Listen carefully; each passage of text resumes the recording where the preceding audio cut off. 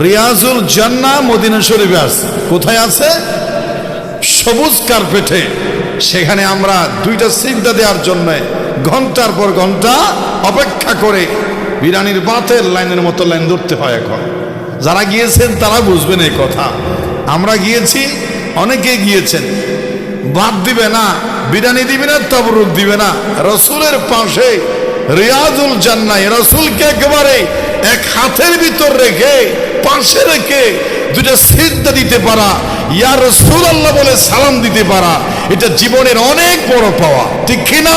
মিন শুরুরি আনফুসিনা ওয়া মিন সাইয়্যাতি আ'মালিনা মান ইয়াহদিহিল্লাহু ফালা মুদিল্লা লাহু ওয়া মান ইউদ্লিলহু ফালা হাদিয়া লাহু ونشهد أن لا إله إلا الله وحده لا شريك له ونشهد أن سيدنا وحبيبنا ومولانا محمدا عبده ورسوله الذي أرسله بالحق بشيرا ونذيرا وداعيا إلى الله بإذنه وسراجا منيرا فقد قال الله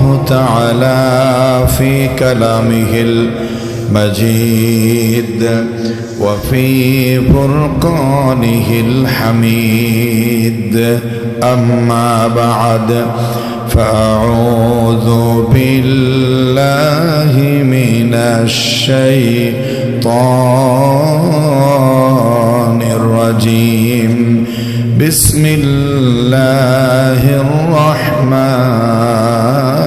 الرحيم يا أيها النبي إنا أرسلناك شاهدا ومبشرا ونذيرا وقال تعالى في آية أخرى سبحان الذي أسرى بعبده ليلا من المسجد الحرام إلى المسجد الأقصى الذي باركنا حوله لنريه من آياتنا إنه هو السميع البصير وقال تعالى في تعظيم نبيه إن الله وملائكته يصلون على النبي يا أيها الذين آمنوا صلوا عليه وسلموا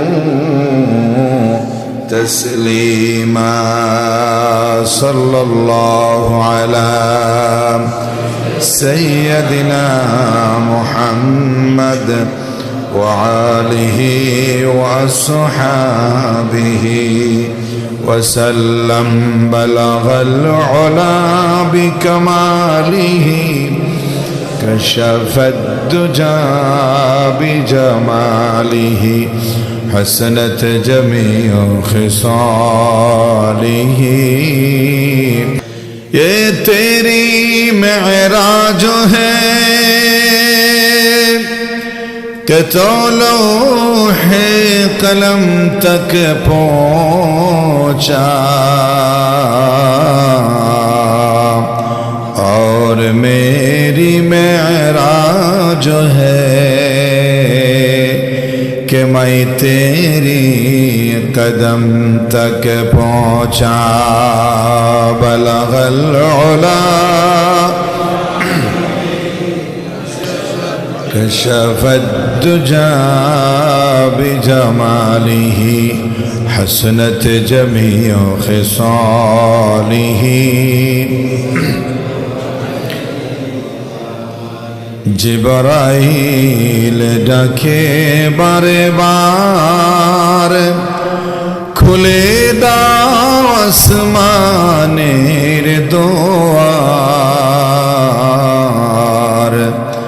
এসেছেন নবীদের সরদার করিতে আল্লাহর দিদার বালাগাল উলা সাল্লু আলাইহি ওয়া আলিহি লা ইলাহা ইল্লাল্লাহ লা ইলাহা ইল্লাল্লাহ লা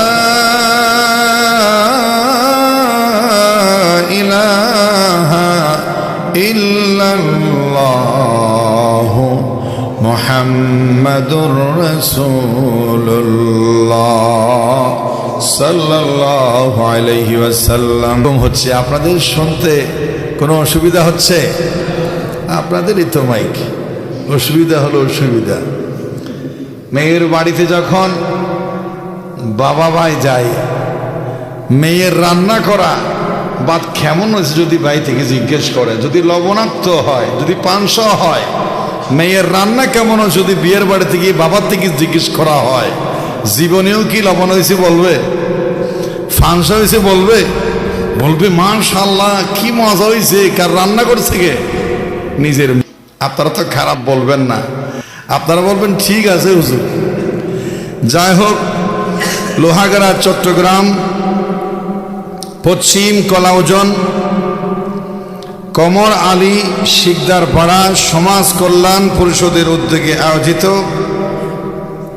আজকের এই গারাঙ্গিয়া বড় হুজুর ও ছোট হুজুর এবং বাইতুশরফের হুজুর এবং এলাকার সকল কবরবাসীর ইসালে সওয়াব মাহফিল উপলক্ষে আয়োজিত আজকের আজিমুশান 2026 সালের 16 জানুয়ারি 26 তারিখ দিবাগত রাত রজব মাসের আজকের একটি ঐতিহাসিক রাত, ঐতিহাসিক দিন, রাসূলের গোটা জীবনের স্মরণীয় একটি রাজকীয় রাত, রাজকীয় একটি জীবনের অংশ। মেরাজুন নবীর শবে মেরাজ, লাইলাতুল মেরাজ, রাসূলের মেরাজের এই বড় আজিমুশান রাতে এই ইসালে সোয়া মাহফিলকে কেন্দ্র করে আল্লাহর জান্নাতের বাগানে রিয়াজুল জান্নাহ, সেখানে আমরা গেছি। তো আজকে এই মুবারক রাতে জীবনের কিছু অংশ সময় আমরা যে এখানে অতিবাহিত করতে পেরেছি, আল্লাহর দরবারে শুকরিয়া আদায় করে সবাই বলছি আলহামদুলিল্লাহ। মাইকের আওয়াজ একটু ফানা, আপনাদের আওয়াজটা সুন্দর হোক, বলেন আলহামদুলিল্লাহ। আপনাদের ভলিউম ঠিক রাখেন, আমিও চেষ্টা করব মাঝখান দিয়ে মাইকেরটা যা আছে থাক। লক্ষ কোটি দরুদ ও সালামের হাদিয়া পেশ করছি সারওয়ারে কায়নাত নূরে মুজাসসাম রাহমাতে দো আলম, সর্বকালের সর্বযুগের সর্বশেষ সর্বশ্রেষ্ঠ মহামানব পেরা নবী মুহাম্মদ রাসূলুল্লাহ সাল্লাল্লাহু আলাইহি সাল্লাম। আমার হাতে একটি মাসিক দিন দুনিয়া আছে, বাইতুশরফে প্রতি মাসে এটা ছাপানো হয়। এটা পবিত্র মেরাজুন নবী সাল্লাল্লাহু আলাইহি সাল্লাম সংখ্যা। এটা আখতারাবাদ কবিরাগুনা ঈসা আলাইহিস সালাম মাহফিল অসংখ্য বিক্রি হয়েছে। এটা ঈসা আলাইহিস সালাম মাহফিল এবং মেরাজুন নবী হিসেবে বিশেষ সংখ্যা। এই মেরাজুন নবীর এই গ্রন্থে বড় অক্ষরে একটি লেখা আছে। কি লেখা আছে? যার চারপাশকে আমি কল্যাণময় করেছি। আল্লাহ এখানে কোরআনুল কারীমের আয়াতে বলেছেন, সুবহানাল্লাযী আসরা বিআবদিহি লাইলাম মিনাল মসজিদিল হারাম ইলাল মসজিদিল আকসাল্লাযী বারাকনা হাওলাহু, যার চতুর্পার্শ্বের জায়গাকে আমি বরকতময় করেছি, কল্যাণময় করেছি। এটা দিয়ে সুন্দর এটা কি হয়েছে? শিরোনাম হয়েছে। আমি এখানে দেখতে পাচ্ছি বাইতুশরফের হুজুর কেবলার ইসালে সোয়াব, মীর আখতারুল কাদের রহমতুল্লাহ আলাইহি ইসালে সোয়াব, বাহরুল উলুম কুতুবউদ্দিন রহমতুল্লাহ আলাইহি ইসালে সোয়াব, ইমাম জাকিরিন নুরুল ইসলাম রহমতুল্লাহ আলাইহি। আপনারা চিনেন নুরুল ইসলাম হুজুরকে? কি নাজিম সাহেব হুজুর, ইমাম জাকিরিন, তারা বাইতুশরফের উজ্জ্বল নক্ষত্র। তাদের প্রত্যেকের এবং বাইতুশরফ সহ গারাঙ্গিয়া ছোট হুজুর এবং বড় হুজুরের রফে দরজাত কামনা করি, আল্লাহ তাদের দরজা বুলন্দ করে দাও, বলেন আমিন। আজকের এই দিনে আমরা সংক্ষেপে মেরাজ সম্পর্কে আলোচনা করব, বলেন ইনশাআল্লাহ। রাসূল করিম সাল্লাল্লাহু আলাইহি সাল্লামের জীবনে শ্রেষ্ঠ মুজিজা হলো মহাগ্রন্থ আল কোরআন, কোরআন মজিদ, ফুরকান হামিদ। যদি প্রশ্ন করা হয় রাসূল পাক সাল্লাল্লাহু আলাইহি ওয়াসাল্লামের দ্বিতীয় শ্রেষ্ঠ মুজিজা কোনটা, তাহলে এক কথায় জবাব আসবে রাসূলের জীবনের শ্রেষ্ঠ 2 নম্বর মুজিজা হলো রাসূলের মেরাজ, শ্বশুর এলে আল্লাহর দরবারে হাজিরা দেওয়া, বলেন সুবহানাল্লাহ। আল্লাহ নিজে বলেছেন সুবহানাল্লাযী, পবিত্র সেই মহান সত্তা, সুবহানাল্লাযী আসরা বিআবদিহি লাইলাম মিনাল মাসজিদিল হারাম ইলাল মাসজিদিল আকসা। পবিত্র সেই মহান সত্তা যিনি তার বান্দাকে মসজিদে হারাম থেকে মসজিদুল আকসা পর্যন্ত সফর করেছেন, যার চতুর্পাশের জায়গাকে আল্লাহ বরকতময় করেছেন। গোটা খোদার খোদাই নিজের চোখে দেখানোর জন্য আল্লাহ তার হাবিবকে তার আরশ আজিমে নিয়েছেন, স্বপ্ন যুগে নয়, সশরীরে, বলেন সুবহানাল্লাহ। বিআবদিহি বলেছেন, বিনবিহি বলতে পারতেন, বিহাবিবিহি বলতে পারতেন, কিন্তু বিআবদিহি বলেছেন। বিআবদিহি মানে আল্লাহর বান্দা। আল্লাহর কি বান্দা? বান্দা কেন বলেছেন তার 2-1টা কারণ আল্লাহর হিকমত আছে। 1 নাম্বার হলো মানব জাতির স্বপ্ন যুগে মেরাজকে স্বপ্ন বলে চালাই দিতে না পারে, এজন্য আব্দুন ব্যবহার করেছেন। আব্দুন বলা হয় দেহ এবং আত্মার 2টার মিশ্রণে যেই বডিটা তৈরি হয়, যেই সৃষ্টিটা বলা হয় ওটাকে বান্দা বলা হয়। যেখানে দেহ থাকবে, দেহের ভিতর রূহ থাকবে, এই 2টা এক জায়গায় জমা হলে সেটাকে বলা হয় আব্দুল, আল্লাহর বান্দা। বিআবদিহি বলে কিয়ামত পর্যন্ত মেরাজ স্বীকারকারী বুদ্ধিজীবীদের জবাব দিয়েছেন। রাসূলকে আল্লাহ বিআবদিহি সশরীরে নিয়েছেন, বডি সহ নিয়েছেন, জুড়ে বলেন সুবহানাল্লাহ।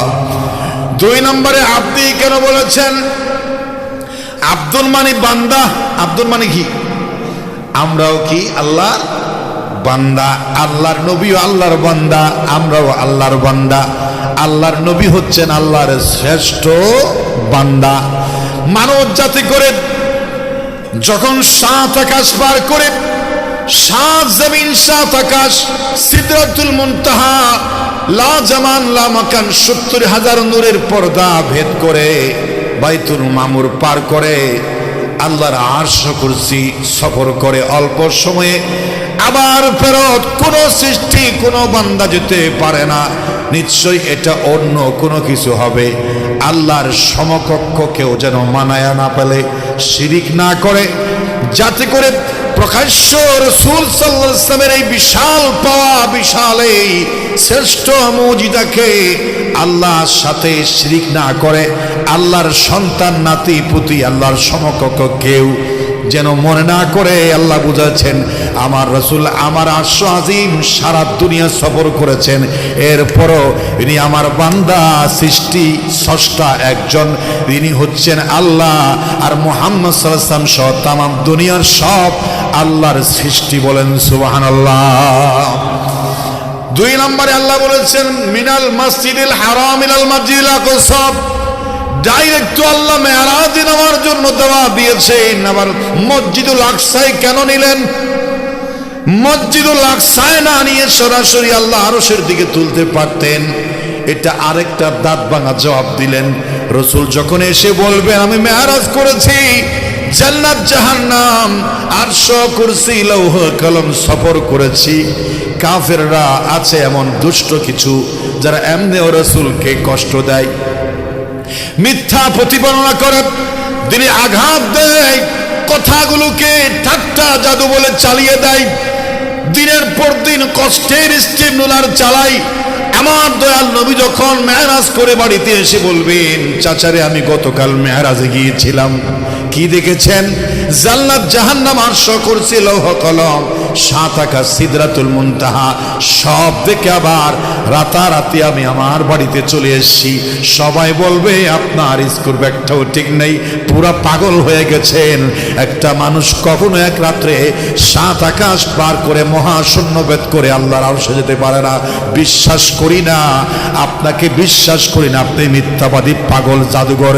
এই কথা যাতে মানুষ বলে চালাই দিতে না পারে।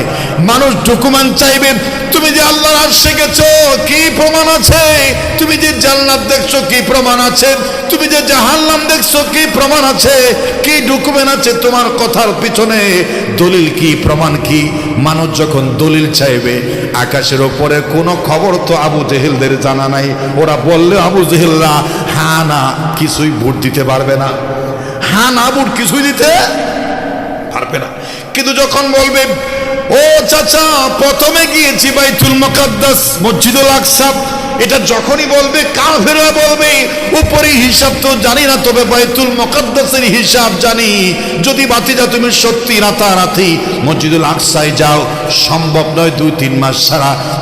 তারপর তোমার কথা তুমি যেহেতু আলামিন ধরে নিলাম, তুমি মসজিদুল আকসায় গেছো, তাহলে বলো তো মসজিদুল আকসা দরজা কোন দিকে, জানালা কোন দিকে, দৈর্ঘ্য প্রস্থ কত, কোন জায়গায় অবস্থিত, জানালা কয়টা, মেহরাব কয়টা, কোন দিকে, প্রস্থ দৈর্ঘ্য কত, এই প্রশ্ন জানতে চাইবে। আর রাসূল এই প্রস্থ যখন দৈর্ঘ্য যখন হিসাব বলে দিবে, কাফেরা যখন একটা ঠিক পাবে, বুঝবে যখন মসজিদুল আকসাটা ঠিক হয়েছে উপরেরটাও ঠিক হবে। তার জবাব দেওয়ার জন্য মসজিদুল আকসা রাসূলকে নিয়েছেন সুবহানাল্লাহ। কারণ এই সম্পর্কে তাদের জানা আছে কাফেরদের। 2 নম্বরে আল্লাহ বলেছেন মিনাল মসজিদিল হারাম ইলাল মসজিদিল আকসা, ডাইরেক্ট তো আল্লাহ মেরাজে নেওয়ার জন্য দেওয়া দিয়েছেন। আবার মসজিদুল আকসায় কেন নিলেন? মসজিদুল আকসায় না নিয়ে সরাসরি আল্লাহ আরশের দিকে তুলতে পারতেন। এটা আরেকটা দাঁত ভাঙা জবাব দিলেন। রাসূল যখন এসে বলবেন আমি মেরাজ করেছি, জান্নাত জাহান্নাম আরশ কুরসি লৌহ কলম সফর করেছি, কাফেররা আছে এমন দুষ্ট কিছু যারা এমনিও রাসূলকে কষ্ট দেয়, মিথ্যা প্রতিবর্ণনা করে, দিনে আঘাত দেয়, কথাগুলোকে ঠাট্টা জাদু বলে চালিয়ে দেয়, দিনের পর দিন কষ্টের স্টিমরোলার চালাই। আমার দয়াল নবী যখন মেরাজ করে বাড়িতে এসে বলবেন চাচারে আমি গতকাল মেরাজে গিয়েছিলাম, কি দেখেছেন? জান্নাত জাহান্নাম আরশ কুরসি লৌহ কলম 7 আকাশ সিদরাতুল মুনতাহা সব দেখে আবার রাতারাতি আমি আমার বাড়িতে চলে এসেছি। সবাই বলবে আপনার স্কুল ব্যাগটাও ঠিক নেই, পুরা পাগল হয়ে গেছেন। একটা মানুষ কখনো এক রাত্রে 7 আকাশ পার করে মহাশূন্যভেদ করে আল্লাহর আরশে যেতে পারে না। বিশ্বাস করি না, আপনাকে বিশ্বাস করি না, আপনি মিথ্যাবাদী পাগল জাদুঘর। এই কথা যাতে মানুষ বলে চালাই দিতে না পারে। মানুষ ডকুমেন্ট চাইবে, তুমি যে আল্লাহর আরশে গেছো কি প্রমাণ আছে? তুমি যে জান্নাত দেখছো কি প্রমাণ আছে? তুমি যে জাহান্নাম দেখছো কি প্রমাণ আছে? কি ডকুমেন্ট আছে তোমার কথার পিছনে? দলিল কি, প্রমাণ কি? মানুষ যখন দলিল চাইবে, আকাশের ওপরে কোনো খবর তো আবু জেহেলদের জানা নাই। ওরা বললে আবু জেহেলরা হ্যাঁ না কিছুই ভোট দিতে পারবে না, হ্যাঁ না ভোট কিছুই দিতে পারবে না।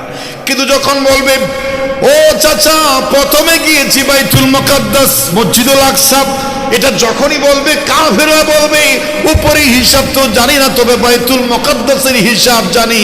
যদি বাতিজা তুমি সত্যি রাতারাতি মসজিদুল আকসায় যাও, সম্ভব নয় 2-3 মাস ছাড়া। তারপর তোমার কথা তুমি যেহেতু আলামিন ধরে নিলাম, তুমি মসজিদুল আকসায় গেছো, তাহলে বলো তো মসজিদুল আকসা দরজা কোন দিকে, জানালা কোন দিকে, দৈর্ঘ্য প্রস্থ কত, কোন জায়গায় অবস্থিত, জানালা কয়টা, মেহরাব কয়টা, কোন দিকে, প্রস্থ দৈর্ঘ্য কত, এই প্রশ্ন জানতে চাইবে। আর রাসূল এই প্রশ্ন যখন দৈর্ঘ্য যখন হিসাব বলে দিবে, কাফেরা যখন একটা ঠিক পাবে, বুঝবে যখন মসজিদুল আকসাটা ঠিক হয়েছে উপরেরটাও ঠিক হবে। তার জবাব দেওয়ার জন্য মসজিদুল আকসা রাসূলকে নিয়েছেন সুবহানাল্লাহ। কারণ এই সম্পর্কে তাদের জানা আছে কাফেরদের। আরেকটা কারণ হতে পারে মসজিদুল আকসায় কেন আল্লাহর নবীকে নিয়েছেন? মসজিদুল আকসা এটা তো আশ্চর্যের কোনো বিষয় নয়। আল্লাহর আরশে যাওয়া এত আশ্চর্য কেন মসজিদুল আকসায় নিলেন? দ্বিতীয় কারণ হলো রসুল পাক সাল্লাল্লাহু আলাইহি সাল্লাম হচ্ছেন রসুলদের রসুল, রসুলদের রসুল, নবীদের নবী, শ্রেষ্ঠ নবী, সেরা নবী। সুতরাং সেরা নবী, নবীদের নবী। এই যে নবীদের নবী, রসুলদের রসুল, এটা প্র্যাকটিক্যাল প্রমাণ করার জন্য সকল নবীকে গ্রুপ কল দিয়েছেন আল্লাহ পাক। একটা কল দিলে যে সব জায়গায় যাই নোটিশ করে দিলেন, আদম থেকে ঈসা রুহুল্লাহ, লক্ষ লক্ষ নবী জমিনে এসেছিলা, সব যে যেখানে আছো আজকে রাতে মসজিদুল আকসার মধ্যে হাজির হয়ে যাও। সুবহানাল্লাহ বলেন। আদম থেকে ঈসা নবী সবাই চলে আসলেন বাইতুল মুকাদ্দাসে। মানুষ লুকে লুকারণ্য হয়ে গেল, ভিড় হয়ে গেল মসজিদুল আকসার ভিতরে। আজকে হযরত ইব্রাহিম খলিলুল্লাহ সাধারণ মুসল্লি হিসেবে প্রবেশ করলেন, মুসা কালিমুল্লাহ, হযরতে দাউদ পয়গম্বর, সুলাইমান আলাইহিস সালাম, পৃথিবীর সেরা সুন্দর নবী ইউসুফ আলাইহিস সালাম সহ সব নবীরা দরজা দিয়ে প্রবেশ করছে। মসজিদ ভর্তি হয়েছে সাধারণ মানুষ দিয়া নয়, সকলে নবী এবং রসুল ছিলেন। বলেন সুবহানাল্লাহ।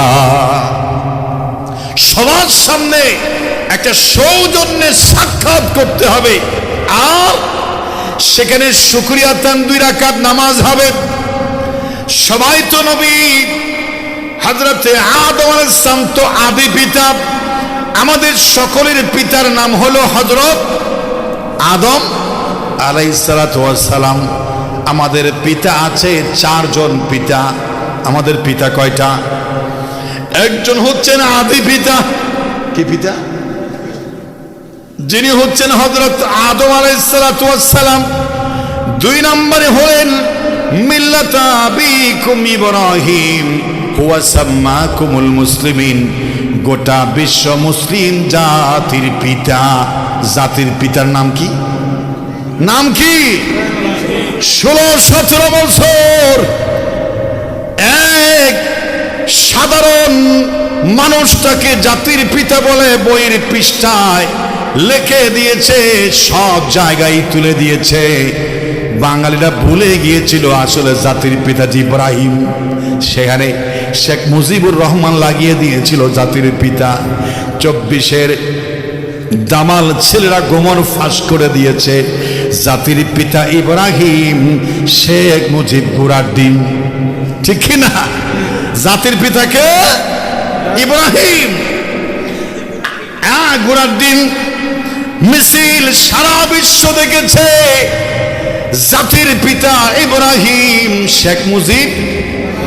এজন্য সেই ডিমটাকে মেরে মেরে তারপর পায়খানা, পেশরাব, ময়লা আবর্জনা, লোহার হাতুড়ি দিয়ে ওটা যে গোড়ার ডিম কিছুই না, এটার প্রমাণ হিসাবে বাংলাদেশ থেকে ওই ডুপ্লিকেট জাতির পিতা ভেঙে চড়ে মাটির সাথে মিশিয়ে দেওয়া হয়েছে। ঠিক কিনা? সত্যি যদি জাতির পিতা হতেন, ওই দেহে স্পর্শ করার ক্ষমতা কারো ছিল না, যে গোড়ার দিন বলে ভেঙে চোরমার করে দিয়েছে। আমাদের জাতির পিতাকে অন্যকে লাগাইতে হওয়া, আমার নাম হতো না, ইয়ে লিখে টানানি করর, যেন টানানি করিও এন বেজত ওইও। জাতির পিতা ইব্রাহিম। 2 নম্বর হলো রোহানি পিতা। কি পিতা? রোহানি পিতা হলো আমাদের মুহাম্মাদুর রাসূলুল্লাহ সাল্লাল্লাহু আলাইহি ওয়াসাল্লাম। আরেকজন আছে জন্মদাতা পিতা, যিনি আমাদের আসল পিতা।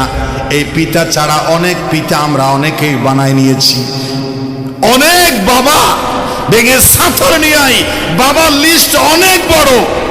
মেরালি বাবা, পেরালি বাবা, সাধু বাবা, গাধু বাবা, এই বাবা, সেই বাবা, আছে না নাই? এত যদি বাবা হয়, বাবার দামটাও থাকে না। সমস্ত পিতা বাইতুল মুকাদ্দাসে হাজির। জাতির পিতা, আদি পিতা, সব পিতা বাইতুল মুকাদ্দাসে হাজির। সবাই নবী, যুগের শ্রেষ্ঠ সন্তান, সবাই ইমামের উপযুক্ত। ইমামের কি?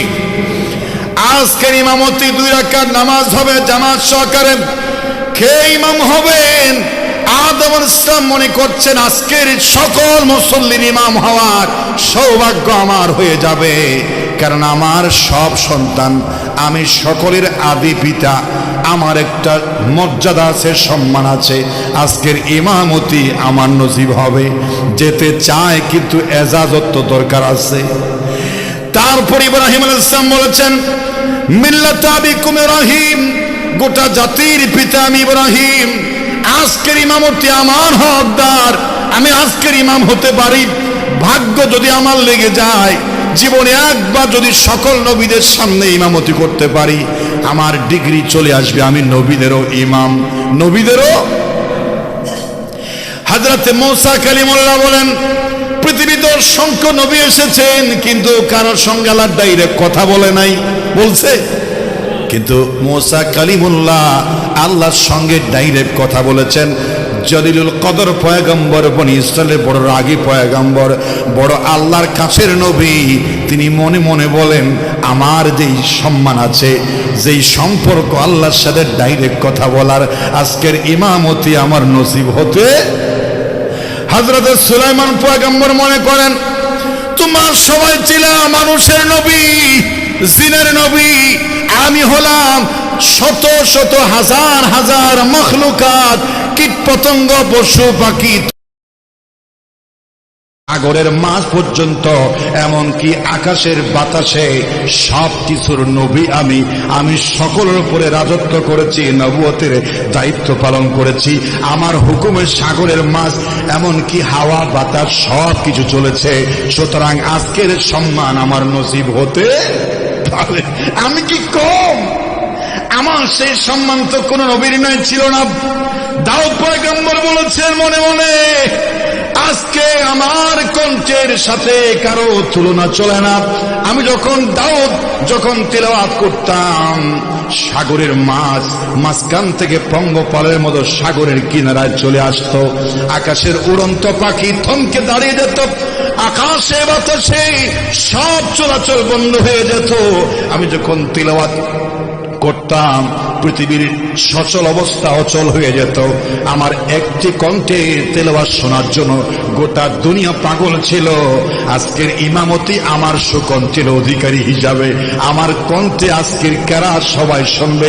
আমাকে আল্লাহ একটা জাদুময়ী কণ্ঠ দিয়েছেন, সুকণ্ঠের ইমাম হিসাবে আজকে আমার অগ্রাধিকারের ভিত্তিতে কণ্ঠ কার সুন্দর যদি বাছাই হয়, আমার নামই তো উঠে আসবে। হতে পারে আজকের ইমামতি আমার তকদিরে লেগে দিতে পারে। সকল নবীর কল্পনা জল্পনা, কারণ বিশাল জমায়েতে যখন পল্টনে লক্ষ মানুষ জমা হবে, সেই দিনের ইমামতি তো আর সাধারণ ইমামতি নয়। লক্ষ লক্ষ চ্যানেল, গণপরিবহন, সরকারি বেসরকারি চ্যানেল, সাংবাদিক বন্ধুগণ ক্যামেরা ধরেছে। আজকের ইমামতি যে হবে গোটা দুনিয়ায় ভাইরাল হয়ে যাবে। ওই যে বেগম খালেদা জিয়ার জানাজা পড়ালেন বাইতুল মোকাররমের ইমাম সাহেব শেখুল হাদিস আব্দুল মালেক সাহেব, এজন্য সারা দুনিয়ায় তার ইমামতি ভাইরাল হয়েছে। কারণ প্রধান উপদেষ্টা, সকল দলের প্রধানেরা ইমামতি মুসল্লি হয়েছে। ওর ক্যামেরা ধারণ করেছে, কোটি কোটি জায়গায় ছড়িয়ে গেছে। বাইতুল মুকাদ্দাসের ইমামতি আরো বেশি ভাইরাল হবে, ঠিক কিনা? কিয়ামত পর্যন্ত ইতিহাস রচিত হয়ে যাবে। সকল নবীকে পেছনে রেখে কে ইমামতি করেছে সারা দুনিয়ায় ভাইরাল হবে। এই সম্মানটা কে না পেতে চায়? সকলের কল্পনা জল্পনা। কিন্তু জিবরাইল আলাইহিস সালামকে আল্লাহ বললেন, হে জিবরাইল, আজকের ইমামতি কারো দ্বারা হবে না। তুমি আমার হাবিবকে মেহরাবে নিয়ে যাও, আমার হাবিবকে বলে দাও 2 রাকাত নামাজের ইমাম হিসাবে ইমামতি করার জন্য বলে দাও। বলেন সুবহানাল্লাহ।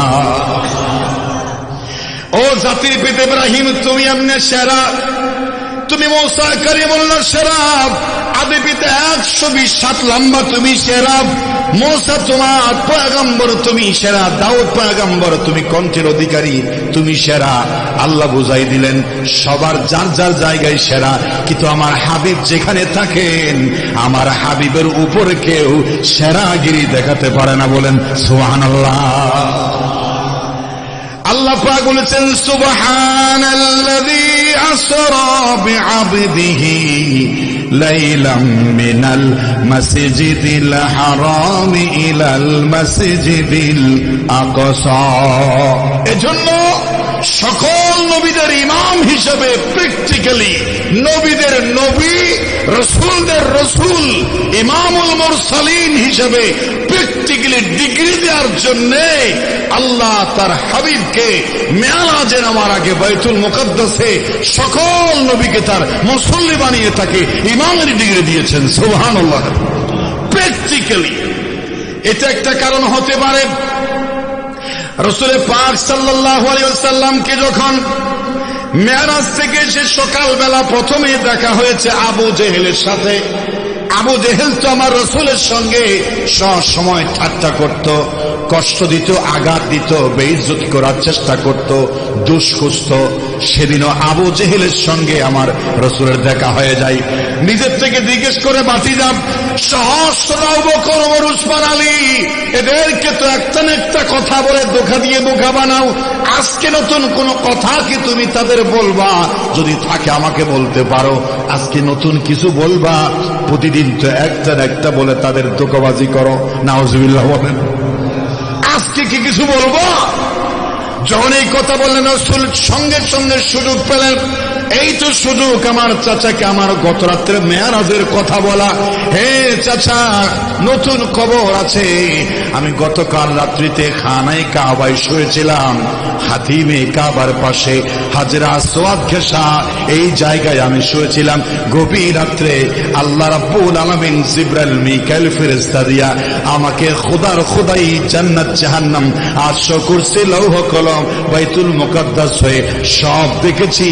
আবার রাত্রিতে ফিরে এসেছি। বলেন সুবহানাল্লাহ। প্রথমে এই কথা বললেন আবু জেহেলকে।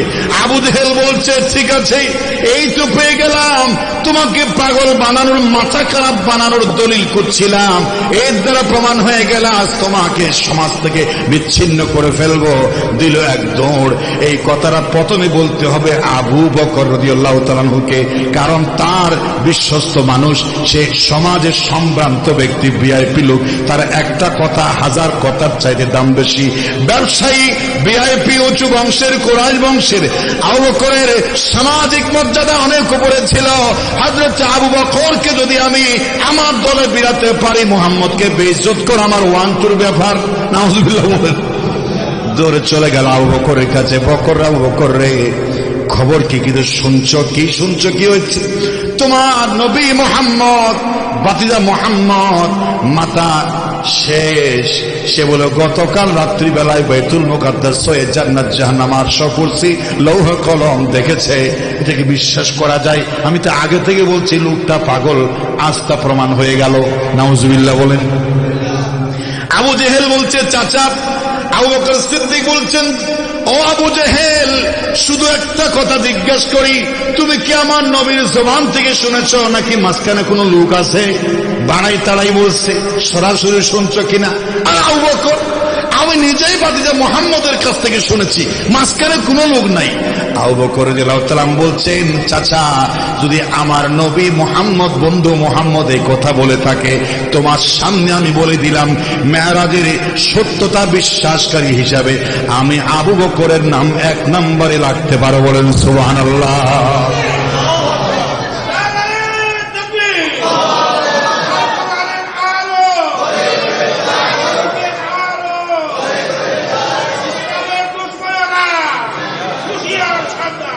যুগের মুখে একবার লবণ দিয়া দিলেন। মনে করছিল আবু বকরকে নিজের দলে বিড়াবেন। উঁচু দাঁত ভাঙা জবাব দিলেন, আমি প্রথম সাক্ষী। দৌড়ে চলে গেলেন রাসূলের সামনে।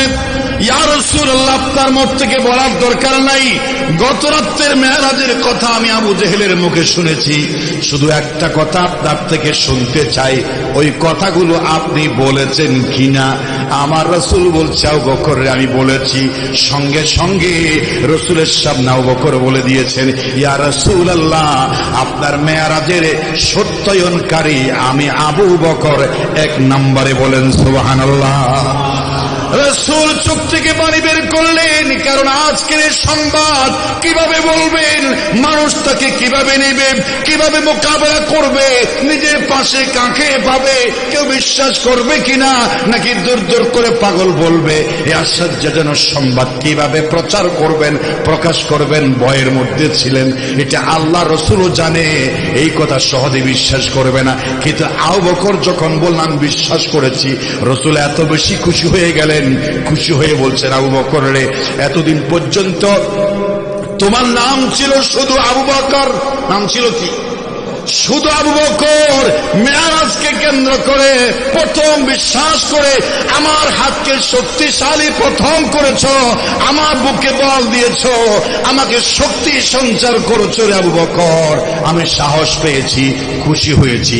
আজ থেকে তোমার একটা ডিগ্রি আমি রাসূল দিলাম।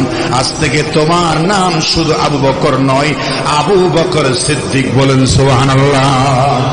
সিদ্দিকে আকবার ইবনে কুহাফা, রাসূলের বিকল ছায়া ছবি, দিনের তরে কে আরে মন উজাড় করে দিল, যাচিল ছবি। সিদ্দিকে আকবার ইবনে কুহাফা, রাসূলের বিকল ছায়া ছবি। রাসূল যেমন হযরত আবু বকরের উঠা বসা, চাল চলন, কথাবার্তা, জীবন, ব্যবসা বাণিজ্য, ইবাদত বন্দেগী রাসূলের হুবহু ফটোকপি। সুবহানাল্লাহ বলেন। এক নম্বর আশিক রাসূল। কয় নাম্বার? এক নম্বর আশিক রাসূল। প্রিয় হাজিরিন, আল্লাহ পাক বলেছেন, বাইতুল মুকাদ্দাস হয়ে রাসূল পাক সাল্লাল্লাহু আলাইহি ওয়াসাল্লাম হাতিমে কাবায় শুয়েছিলেন। এই রাত্রিবেলায় সাইয়্যিদুল মালায়েকা জিবরাইলকে আল্লাহ পাক নোটিশ করলেন। কেন্দ্রীয় কার্যালয়ে জিবরাইলের অফিস হলো সিদরাতুল মুনতাহা। ডাইরেক্ট কল করলেন আল্লাহ, এ জিবরাইল তুমি কোথায়? আমি তো সিদরাতুল মুনতাহায়। জলদি করে আমার জান্নাতে যাও। আজ জান্নাতে গিয়ে সবচেয়ে সেরা সুন্দর ভিআইপি যেই পোশাক, রাজকীয় পোশাক, ওই পোশাকটা প্যাকেট করো। আর আমার জান্নাতের ভিতরে সবচেয়ে দ্রুতগামী যেই পরিবহন, যেই যানবাহন, যেই প্রাণীটা, ওটা বাছাই করে জলদি করে মক্কাতুল মুকাররমা আমার রাসূল যেখানে শুয়ে আছেন ওইখানে চলে যাও। বলেন সুবহানাল্লাহ। রাসূল শুয়েছিলেন। হযরত রাসূল পাক সাল্লাল্লাহু আলাইহি ওয়াসাল্লাম গভীর ঘুমে আচ্ছন্ন। জিবরাইল চলে আসছেন চোখের পলকে। কিন্তু রাসূলের ঘুম ভাঙবেন কি করে? অতি আদবের সাথে রাসূলের কদম মোবারকে চলে আসলেন। নিজের সাইয়্যিদুল মালায়েকা, এত বড় আযীমুশ-শান পয়গম্বরের, এত বড় আযীমুশ-শান ফেরেশতা, নিজের জিহ্বাটা দিয়া রাসূলের পা মোবারকে আস্তে করে নরম, আস্তে করে ঠান্ডার ছোঁয়া দিলেন। রাসূল চেতন হয়ে গেলেন। বলছেন, জিবরাইল তুমি আমার পায়ে এসে কি করো? এত বড় ফেরেশতা এভাবে হাসতে অস্তিত্ব মিটিয়ে দিয়ে আমার পায়ের সাথে তোমার মুখ লাগায়া দিলা। হযরত জিবরাইল বলে, ইয়া রাসূলুল্লাহ, আমি এমনি বড় ফেরেশতা, আমি ফেরেশতা, কিন্তু আপনার সামনে আমি জিরো, আমি কিছুই না। বলেন সুবহানাল্লাহ। তো ইয়া রাসূলুল্লাহ, আমি আজকে খালি আসি নাই, আমার সাথে একটা দ্রুতগামী যানবাহন এসেছে। নাম হচ্ছে কি? বুরাক। নাম কি? খচ্চরের চাইতেও বড়, ঘোড়ার চাইতে ছোট। এই বুরাকের সূরত রাসূল বলেছেন, এই সূরতটা এত বড়। আর একটা প্যাকেট আছে। ও জিবরাইল, তোমার হাতে প্যাকেটের ভিতরে কি? বলে, এটা হলো আপনার জন্য পোশাক, জান্নাত থেকে নিয়ে এসেছি, ভিআইপি পোশাক। তো বুরাক নিয়ে এসেছ, ভিআইপি পোশাক নিয়ে এসেছ। আর একজন লোক দেখা যায়, তিনি কে? ইয়া রাসূলুল্লাহ, তিনি আপনার সফর সঙ্গী হযরতে মিকাইল, আমার ভাই। কেন আসছো? আল্লাহ রাব্বুল আলামিন আপনাকে তার দরবারে দাওয়াত দিয়েছেন, এখনই নিয়ে যাওয়ার জন্য সব রসদ সামগ্রী দিয়ে আমাকে পাঠিয়ে দিয়েছেন। সুবহানাল্লাহ। দাওয়াত দিয়েছেন। রাসূল বলছেন, তোমার দাওয়াত আমি কবুল করতে পারি না। কি বলেন, কবুল করতে পারেন না। মুসা আলাইহিস সালাম কেঁদে কেঁদে হয়রান হয়েছেন, রব্বি আরনি, আমাকে দেখা দাও, দিদার দাও। লক্ষ লক্ষ নবীরা আল্লাহকে দেখার জন্য পাগল ছিলেন। আল্লাহ কাউকে আল্লাহর দরবারে দাওয়াতও দেয় নাই, সাক্ষাৎ দিদার কিছুই দেয় নাই। আর আল্লাহ আপনাকে নিজের থেকে তার দরবারে দাওয়াত দিয়েছেন। দাওয়াত আপনি রিফিউজ করছেন, দাওয়াত ফিরিয়ে দিচ্ছেন। ইয়া রাসূলুল্লাহ, এত বড় সম্মান আপনি ফিরিয়ে দিচ্ছেন। আপনারা তো সম্মান ফিরিয়ে দিচ্ছেন কেন? এটা তো কোটি কোটি বান্দাকে দেয় না, আপনাকে দিয়েছে। রাসূল বলছেন, আমি আল্লাহর দরবারের দাওয়াত এই জন্য ফিরিয়ে দিলাম, কারণ হলো আমি যখন আল্লাহর দরবারে চলে যাব, আমি তো উম্মতের কান্ডারি, রাহমাতুল লিল আলামিন। আমি আল্লাহর দরবারে কত বছর কতদিন থাকতে হবে জানি না, আমি তো এখানে উম্মতের জিম্মাদারি নিয়ে এসেছি। আমি যদি আল্লাহর দরবারের দাওয়াত পেয়ে চলে যায়, আমার উম্মতের দেখাশোনা কে করবে? বলেন সুবহানাল্লাহ। আমাদের চিন্তা করছেন আমার উম্মতের কি হবে। এবার একটা কথা বলি, আল্লাহর নবী মেরাজ করেছেন। মেরাজের সময় ছিল 27 বছর। কয় বছর? 27 বছর। আখিরাতে 27 বছর। দুনিয়ার মধ্যে 27 সেকেন্ডও হয় নাই। দুনিয়ার মধ্যে 27 সেকেন্ডও হয় নাই। এই ব্যবধান কেন? আকাশের ওসমান, আকাশের জমিনের নয়, আকাশের উপরের ঘড়ি চালু ছিল, জমিনের ঘড়ি বন্ধ রেখেছেন কে? কেন রেখেছেন? রেখেছেন এর ভিতরে কয়েকটা কারণ আছে।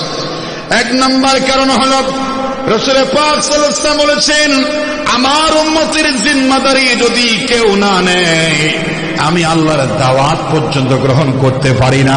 আমার উম্মত যদি জাহান্নামী হয়ে যায়, গুনার মধ্যে জড়িত হয়ে যায়, গার্ডিয়ান ছাড়া, অভিভাবক ছাড়া আমার উম্মত যদি গুনাহ হয়ে যায়, গোমরা হয়ে যায়, জাহান্নামী হয়ে যায়, আল্লাহর দিদার পাওয়ার চাইতে কিয়ামতের ময়দানে আমার নবীর জন্য সেটাই কষ্টকর হবে। সুবহানাল্লাহ। সুতরাং রাসূল বলেছেন, আমি উম্মতের একটা ব্যবস্থা ছাড়া যাব না। আল্লাহ বলেছেন, উম্মত, ইয়া রাসূলুল্লাহ, আপনার দাওয়াত দিয়েছি, 7 আকাশ, জান্নাত, জাহান্নাম, সিদরাতুল মুনতাহা, সারা পৃথিবী আমি ডেকোরেশন করেছি, সাজিয়েছি, আপনাকে ইস্তেকবালের ব্যবস্থা করেছি, সংবর্ধনার রাজকীয় ব্যবস্থা করেছি। আসমানবাসীরা আপনাকে এক নজর দেখার জন্য ফুলের তোড়া নিয়ে বসে আছে, আপনার দিদার কদমের ধোয়া পাওয়ার জন্য আমার আরশ কুরসি লৌহ কলম অপেক্ষা করছে। আপনাকে আমার দরবারে আসতে হবে। আপনি আসেন, আপনি না আসা পর্যন্ত আপনার উম্মতের জিম্মা আমি আল্লাহর কুদরতে হাতে নিলাম। আল্লাহু আকবার।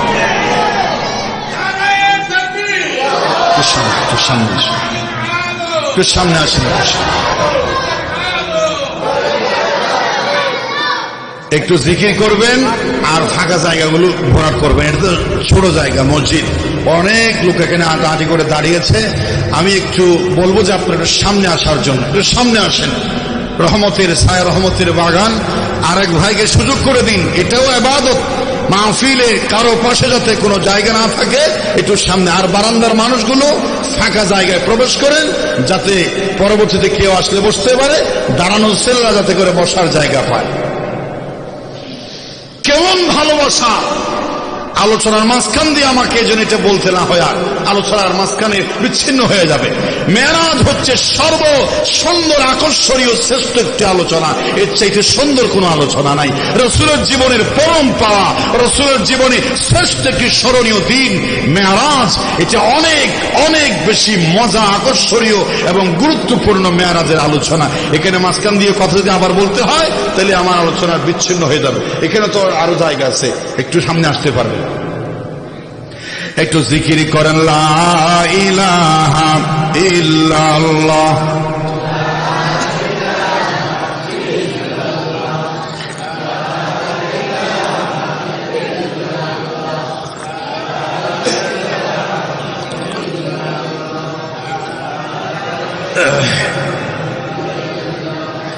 লা ইলাহা ইল্লাল্লাহ, লা ইলাহা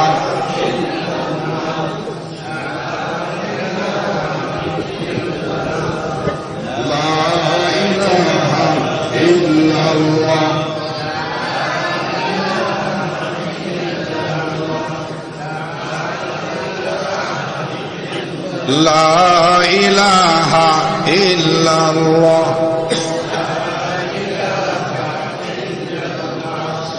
লা ইলাহা ইল্লাল্লাহ মুহাম্মাদুর রাসূলুল্লাহ।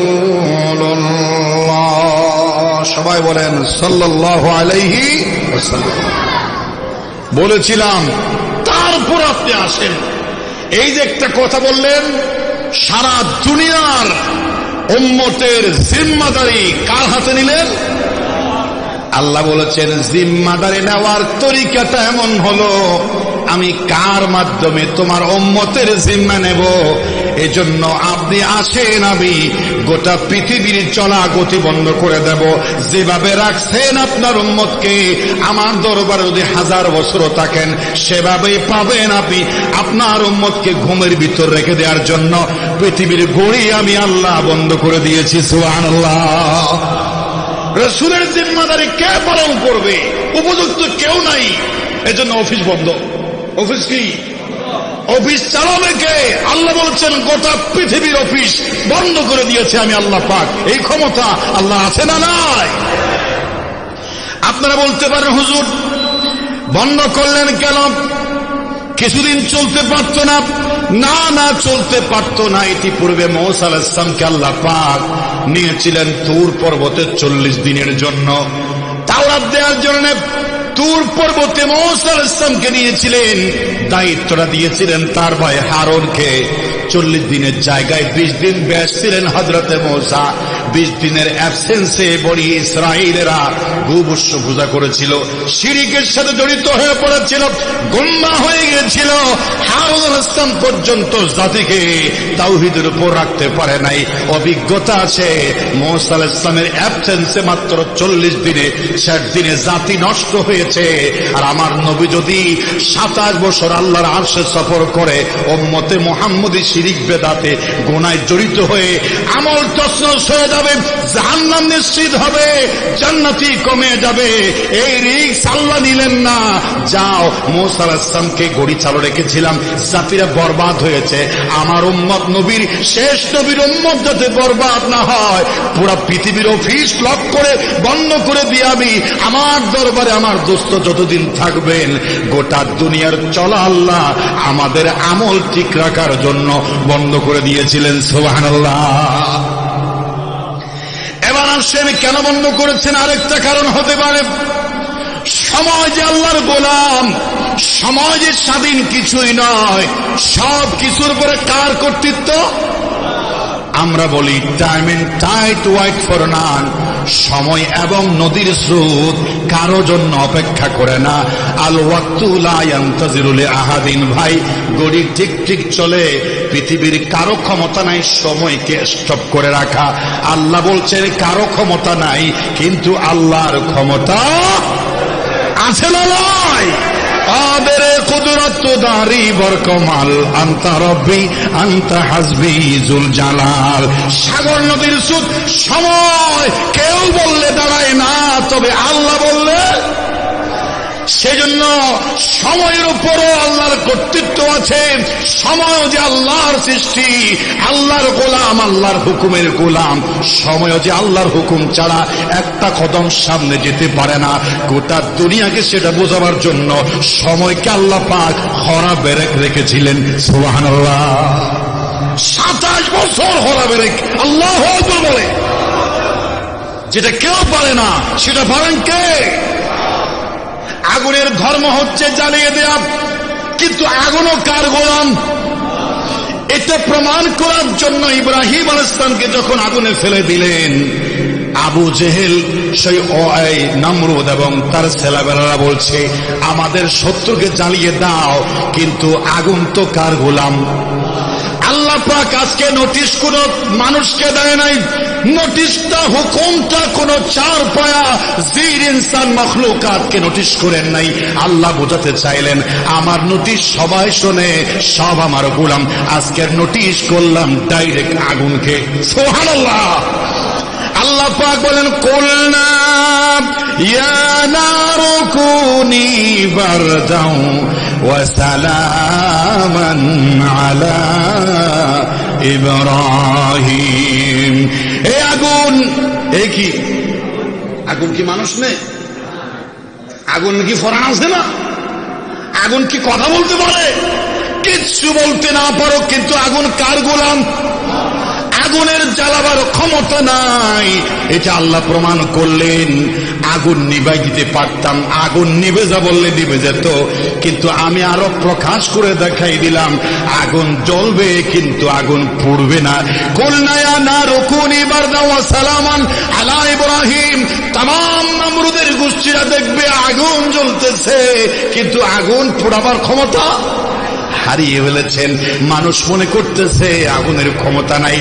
7-10 তলার উপরে, ছাদের উপরে নমরুদ বলছে, এ আগুন, সারা জীবন তোর পূজা করেছি, আজ দুশমনকে জ্বালাইতে পারিস না, তুই কি জ্বালাবার ক্ষমতা হারিয়ে ফেলেছিস নাকি? আগুন থেকে আল্লাহ জবান বের করে দিলেন। আগুন বলছে, আল্লাহ তুমি যে আমার জ্বালাবার ক্ষমতা কেড়ে নিয়েছো, আমার জবান খুলে দাও, আমি একটু নমরুদের সঙ্গে কথা বলতে চাই। সুবহানাল্লাহ। আগুন থেকে জবান বের হলো, ও নমরুদের বাচ্চা, তুই যদি আমার আগুন জ্বালাবার ক্ষমতা আছে কি নাই টেস্ট যদি করতে চাস, আমার কাছে আয়, তোর গোষ্ঠী সদ্য মুহূর্তে জ্বালাই পড়ে ছাই করে দেব, কিন্তু আল্লাহর খলিলের একটা পশম জ্বালাইতে পারি না। বলেন সুবহানাল্লাহ। কুলনা ইয়া নারু কুনি বারদান ওয়া সালামান আলা ইব্রাহিম। সমস্ত ক্ষমতার মালিককে, সমস্ত ক্ষমতা কার হাতে? শুধু মানুষের উপর নয়, জিনের উপর নয়, সমস্ত সৃষ্টির উপরে কর্তৃত্ব কার? আল্লাহ প্রমাণ করে দিলেন, আগুনের উপরে কর্তৃত্ব প্রমাণ করে দিলেন, সময়ের উপর আল্লাহর ক্ষমতা প্রমাণ করে দিলেন। আকাশে 27 বছর, জমিনে 27 সেকেন্ড হয় নাই। সুবহানাল্লাহ। সমস্ত ক্ষমতা কার হাতে? কাদেরে কুদরত দারি বার কমাল, আনতা রব্বি আনতা হাসবি জুল জালাল। সংবিধানে বাংলাদেশের লেখা আছে সকল ক্ষমতার উৎস জনগণ। নাউজুবিল্লাহ বলেন। যদি আপনারা জুলাইয়ের সেই গণঅভ্যুত্থানের জুলাই সেই জায়গা যদি আপনারা হ্যাঁ ভোট না ভোট দেন, তাহলে সংবিধান সংস্কার করতে পারবে এই অন্তর্বর্তীকালীন সরকার, বিরোধী দল, সরকারি দল এবং জুলাই যোদ্ধা সবাই মিলে আগের সেই নিকৃষ্ট শিরিক বেদাত যুক্ত সংবিধানকে ধুয়ে মুছে পরিষ্কার করে তাওহীদবাদী, কোরআন সুন্নাহ ভিত্তিক, ন্যায় ভিত্তিক, ইনসাফ ভিত্তিক একটা সংবিধান আপনাদের পছন্দ অনুযায়ী করতে পারবে। সবাই যদি পাইকারিয়া দলে ওই নির্বাচনের দিন হ্যাঁ ভোটে শিল মারেন, ঠিক কিনা? এতদিন তো কষ্ট করে সংবিধানে এটা আছে সেটা আছে, সংবিধান চেঞ্জ করতে হবে। সংবিধানে শিরিক আছে, জাতীয় সংসদীয় শিরিক ছিল, মাথা নয়া সংসদে প্রবেশ করতে হতো, কিন্তু সিংহ পুরুষ আল্লামা দেলাওয়ার হোসেন সাইদির মতো মানুষ গিয়ে আজীবনের জন্য সংসদকে শিরিক মুক্ত করেছেন, ঠিক কিনা? বাংলাদেশের সংসদে যদি আবার আল্লামা সাইদির উত্তরসূরি যায়, সংসদ নয় গোটা বাংলাদেশ থেকে শিরিক উৎখাত করে তাওহীদের বীজ বপন করা হবে, ঠিক কিনা? এজন্য হ্যাঁ ভোট প্রয়োজন আছে না নাই? ইহুদের হতে আরে কি ভেঙে দে, কেন তোলে কি ভেঙে দে, সকলের একটা হ্যাঁ ভোট যখন জয়যুক্ত হবে, নতুন বাংলাদেশ, নতুন সংবিধান সংস্করণে মনের মতো করে, মনের মাধুরী মিশিয়ে পছন্দ অনুযায়ী স্বৈরাচার এই বৈষম্য দূর করে একটি ইনসাফ ভিত্তিক ওসমান হাদির স্বপ্ন পূরণ করে আগামীর বাংলাদেশ তৈরি হওয়ার সুযোগ পাবে, জাতি যদি হ্যাঁ ভোট প্রদান করে, ঠিক কিনা? ওসমান হাদি তুমি মরণি, শহীদ হয়েছ তুমি সেটাই জানি। ওসমান হাদি তুমি মরণি, শহীদ হয়েছ তুমি সেটাই জানি। রাজপথে ছিলে তুমি সারাটি বছর, বাতিল কেঁপেছে তোমায় দিকে তরথর, তুমি যে ছিলে মোদের নয়নমণি, শহীদ হয়েছ তুমি সেটাই জানি।